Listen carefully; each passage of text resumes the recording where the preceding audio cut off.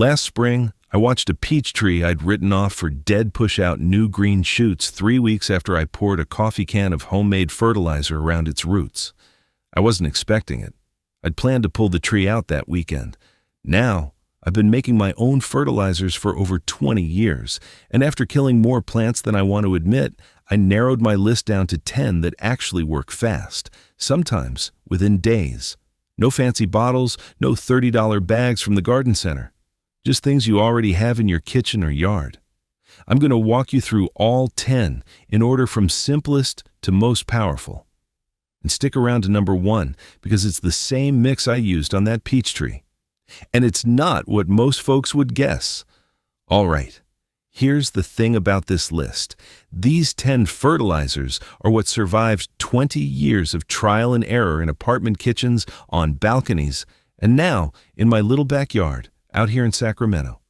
Every one of them earned its spot.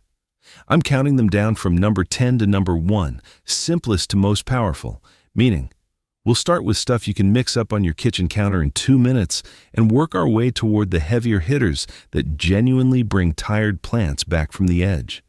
Most folks stop at 1 or 2 of these and never figure out the combinations that make the real magic happen. Gloria has a saying, "The best fertilizer is the one you actually use because the one in the bottle stays in the bottle." So grab a pen if you want to write down the ratios because I'm going to move quick. And keep in mind, the mix at number 1 pulls pieces from earlier on this list, so the order matters. Let's get into it. Number 10, banana peel water. This is where almost everybody starts, and for good reason. You probably ate a banana this morning and threw the peel straight in the trash without thinking. Here's what I do. Chop 2 peels into 1/2-inch pieces, drop them in a quart mason jar, fill it with tap water, and let it sit on the counter for 48 hours. That's it.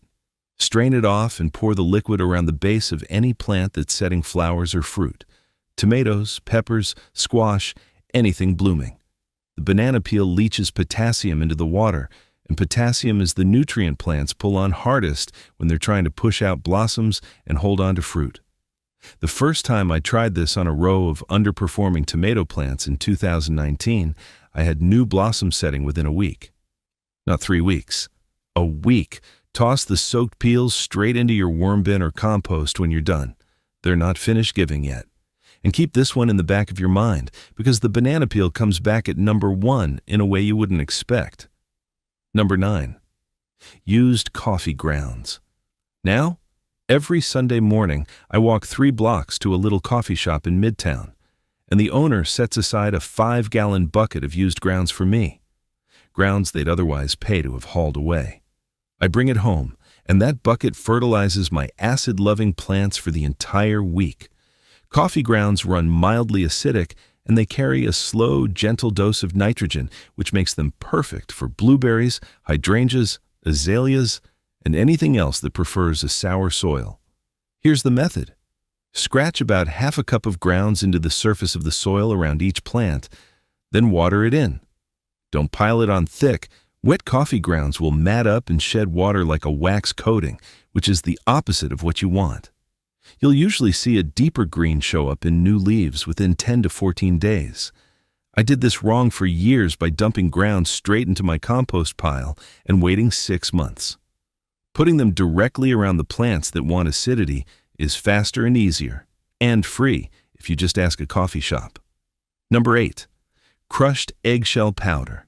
I want to be honest, for the longest time, I crumbled eggshells with my hands and scattered the chunks around my tomatoes, and I saw almost no benefit. Eggshells don't break down fast enough in chunk form to feed a plant in a single season. Here's what changed everything. Spread your saved shells on a sheet pan, bake them 10 minutes at 250 degrees to dry them out completely, then run them through a cheap coffee grinder until they're a fine powder, almost like flour. At transplant time, I drop 1 tablespoon of that powder into the bottom of each hole before setting the tomato or pepper in. The calcium becomes available to the roots fast enough to prevent blossom end rot.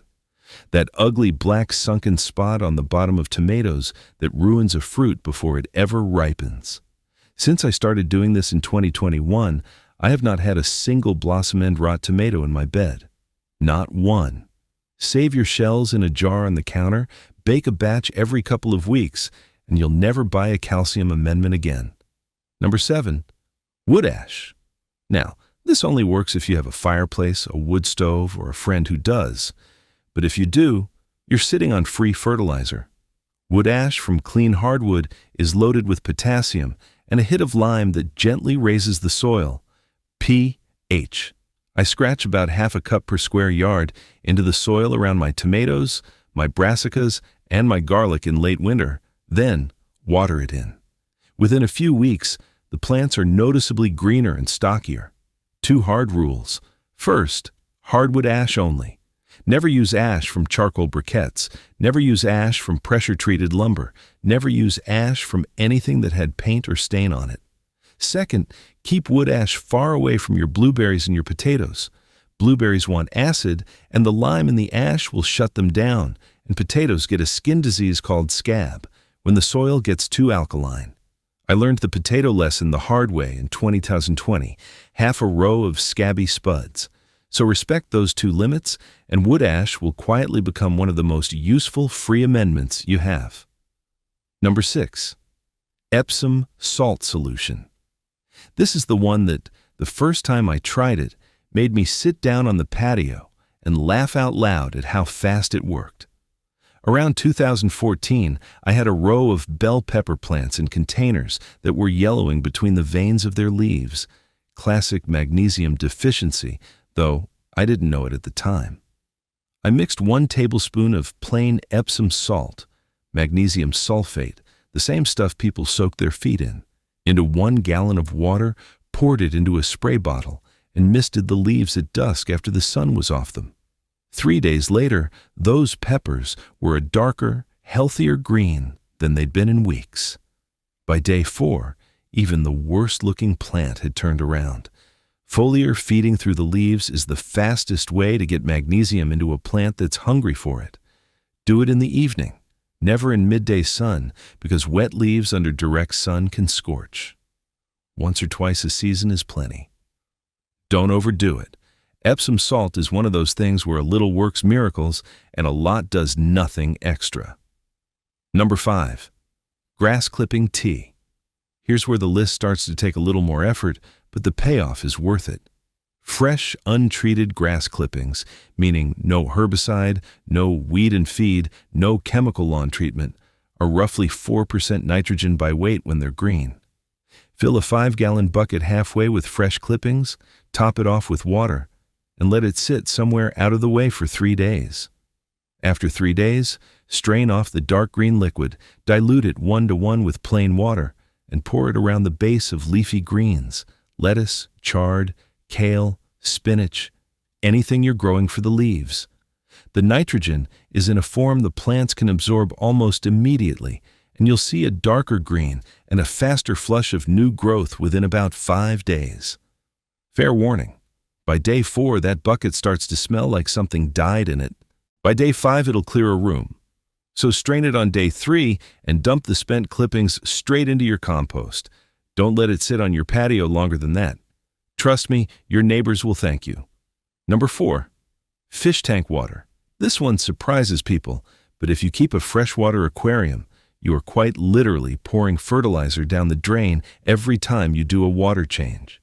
The cloudy water you siphon out of a tank is a dilute, naturally balanced fertilizer. Nitrogen from the fish waste, phosphorus, a trace of potassium, and a whole population of beneficial bacteria that go straight to work in your soil. Here's what I do. When I do a water change on my little 10-gallon tank, I siphon the water straight into a watering can, walk it out to the back patio, and pour it over my herb spiral by the back door. Pepper, my old tortoiseshell cat, comes out and watches the whole operation from her sunny spot on the step. The herbs perk up within 48 hours, and I get a darker green in the basil and parsley by the end of the week. The catch, this only works with water from a freshwater tank with no chemical additives, no copper-based medications, no salt. If you've treated your tank for anything in the last month, skip it. Otherwise, it's free balanced food. Number 3. Comfrey tea. Gloria taught me this one, And once you have a comfrey patch going, you have one of the strongest natural fertilizers I've ever used. Comfrey is a deep-rooted perennial that mines minerals out of the subsoil and concentrates them in its leaves, potassium especially, but also nitrogen and phosphorus, in a ratio that's almost perfect for fruiting plants. Here's the method. Cut a bucket full of comfrey leaves, pack them tight into a 5-gallon bucket, lay a heavy rock or a brick on top to press them down, and put a lid on it loosely. Don't add water. Just wait 2 weeks. What drips out the bottom, or pools at the bottom if you don't have a hole, is a thick, almost black liquid that smells like the worst thing you have ever smelled in your life. That's the concentrate.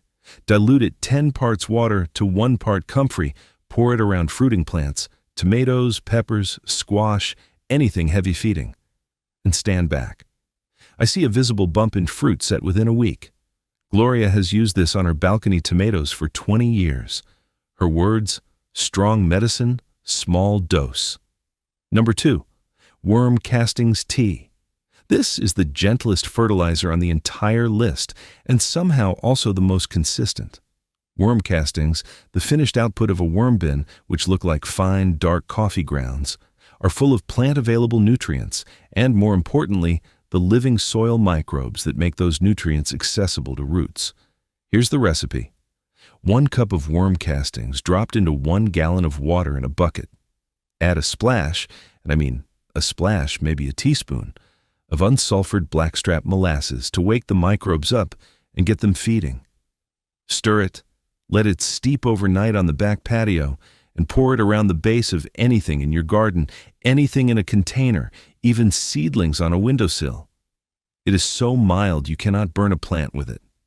I use it weekly on everything I'm trying to push, and I have never once seen a negative effect. Visible greening within 3 to 4 days on most plants, stronger root systems within 2 weeks.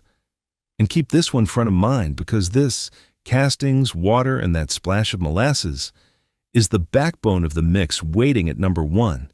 Now, if what I'm showing you today is making sense, and you're starting to realize that you've been throwing free fertilizer into the trash for years, banana peels, coffee grounds, eggshells, the very inputs powering half this list, I want to point you toward something. I wrote a book called The 30-Day Kitchen Scrap Garden Protocol. It's $17 at backyardbuddybooks.com. Chapter 6 walks you through small space composting and the worm bin setup that produces the castings I just used at number 2, and the same castings going into number 1. 2 simple line art diagrams in that chapter, even if you're in an apartment with a windowsill and no yard. If you're watching on your TV, point your phone at the QR code on screen. Take your time, grab the phone, unlock it, line it up. I'll wait right here. Phone or laptop viewers, the link is in the description. All right, here we go. Number 1, the Peach Tree Revival Mix. This is the one I poured around that dying frost peach in my Sacramento backyard last summer. And this is the one most folks would never guess in 100 years. Here's the recipe. 1 tablespoon of unsulfured blackstrap molasses, 1 cup of worm castings, 1 chopped banana peel, steeped in 1 gallon of water for a full 24 hours. You pour roughly 32 ounces, 1 coffee can, around the drip line of the tree. The surprise is the molasses. Most folks hear molasses and think, that can't be fertilizer. There's no nitrogen number on the side of the jar. And they're right. The molasses isn't feeding the tree. The molasses is feeding the soil microbes. And once those microbes wake up and explode in population, they unlock nutrients that were already locked in the soil around that tree's roots. Nutrients the tree couldn't reach on its own. The microbes hand-deliver food to the root hairs. That's why a tree I'd written off pushed shoots in 3 weeks. Here's the story. 6-year-old frost peach, leaves crisped and dropped midsummer 2020. I had the weekend marked on my calendar to pull it. Sunday evening, almost as a goodbye, I mixed up a batch of this and poured 1 coffee can around the drip line. Week 3, green shoots pushing from the lower scaffold branches. Week 6, a full foot of new growth. Gloria uses a version of this on her balcony ginger when it sulks in the 3rd year. Same principle, smaller dose. This is why ranking matters. The simplest items on the list: banana peel from number 10, worm castings from number 2. Combined with one ingredient most folks would never guess, become the most powerful thing in my garden. Because here's the thing most folks get wrong about fertilizer. They think they're feeding the plant. The fastest fertilizer feeds the soil that feeds the plant. Now, before I let you go, if watching a written-off peach tree come back changed what you thought was possible in a small backyard, the longer game is even more exciting. Building food systems that feed themselves year after year from a single cutting or a piece of fruit you bought at the grocery store. That's Chapter 9 of the book, Perennials and Self-Sustaining Systems. Fig cuttings, grape cuttings, strawberry runners, the long-game approach to fruit trees, plus Gloria's 20-year balcony system as the proof it works in a tiny space. There's a line art diagram in there for arranging perennials in containers for year-round harvest. Same place, backyardbuddybooks.com. If you're on the TV, scan that QR code one more time. Phone in the description. Take a breath, find the phone, line it up. No rush. It's the guide I wish I'd had 10 years ago when I was about to pull that peach tree out of the ground. So those are the 10 natural fertilizers that have actually earned a place in my garden after 20 years of trial and error. If you only try one this week, make it number 6, the Epsom salt foliar spray, because the visible greening hits in 3 or 4 days, and it'll hook you.